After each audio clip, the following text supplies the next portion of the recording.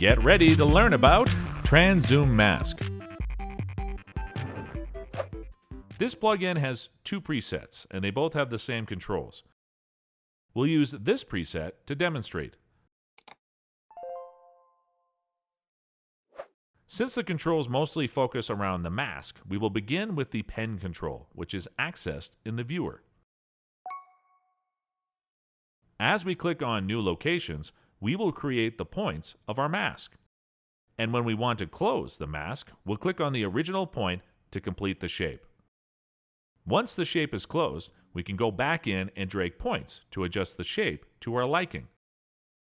And let's take a look at the result. The mask acts almost like a window during the transition. Note that we only had to draw the mask once, and the preset applied it to every frame in the transition. Next, let's check out Enable Keyframing. If we want the mask to animate during the transition, Enable Keyframing is the tool for the job. Simply select it to activate it. Then we'll move a few frames forward. And we'll morph this keyframe right into this a-hole. Let's check out the playback.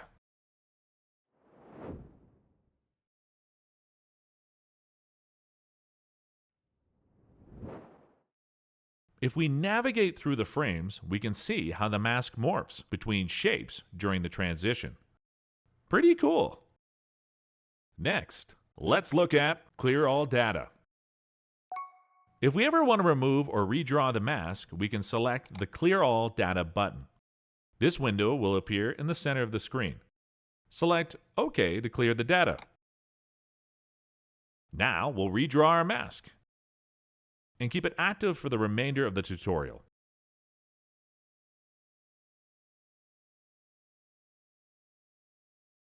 Now let's go over the other controls, starting from the top.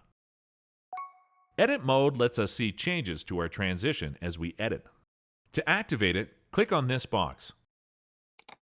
Notice the change in the viewer. Let's get a closer look.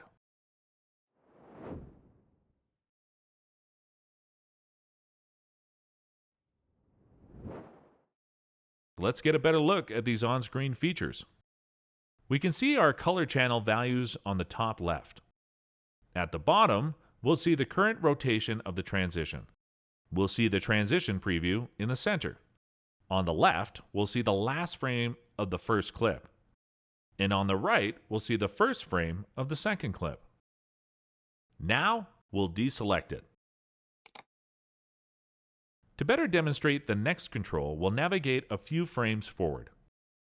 Now, let's check out Rotation. Rotation determines the amount and direction of rotations during the animation. This symbol shows us it'll rotate clockwise, and the number stands for the amount of animation cycles in the transition. For example, we'll select clockwise 6 rotations. Here's how that looks. Just look at that thing go. Below that, let's look at Animation Type. The Animation Type menu gives us 4 options to choose from: Ease, Linear, Bounce, and Swing. We'll choose Bounce for demonstration. Here's how it looks with that change. What a difference! Now we'll navigate a few frames back to demonstrate the next control. The Fade In Speed control affects how quickly the second clip will become visible through the mask. Here's the difference.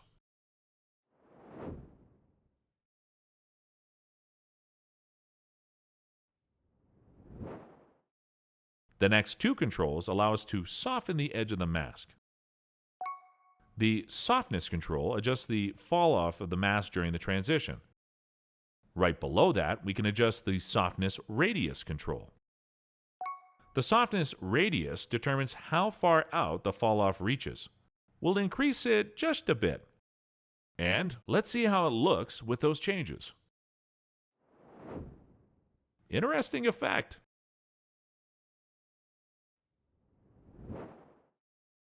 Next, let's check out the stylization controls, starting with flash.